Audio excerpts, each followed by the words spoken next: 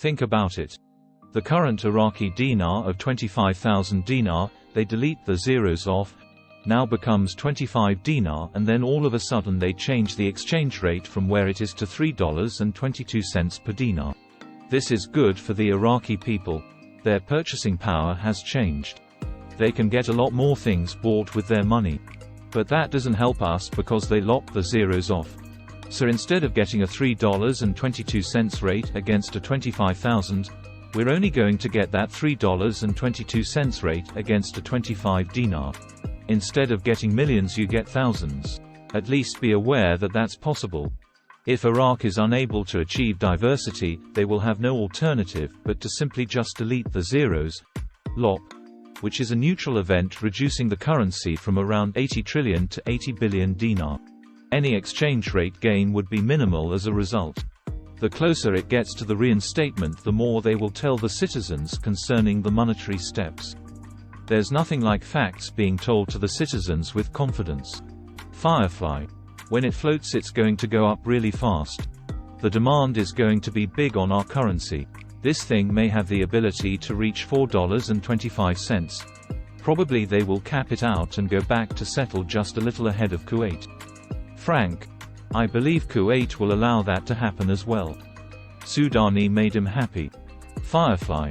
It's going to float once it gets to 1.32. Frank. I disagree because it's already at 1.32. It will float IMO a little higher. The RE will take it to $3.22 IMO. But because it's been 20 years, I strongly believe IMO they may cap it around $4.25. The other currencies around the Middle East will not complain if the Iraqi dinar is higher than their rate. There is absolutely no law against carrying large sums of cash. You can travel with as much money as you want. However, there is a catch. If you are entering or leaving the untied states with more than $10,000 in cash or equivalent, you are required to report it to Customs and Border Protection. This rule applies whether the cash is in US dollars or in a foreign currency. You need to complete a FinCEN 105 form. What happens if you don't report more than $10,000 in cash? Failure to report can lead to seizure of the money. You may also face criminal charges. Remember these rules. It's always better to be safe than sorry. Oil is anywhere from $88 to $85 right now. Add in the tax revenues and customs duties and fees at the borders, the tourism you got to see the exchange rate of the Iraqi dinar is not going to be at 76 cents.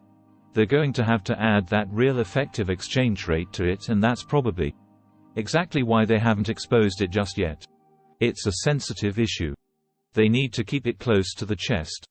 They can't go out and tell everyone on the street, hey, you know, next week your exchange rate is going to be X.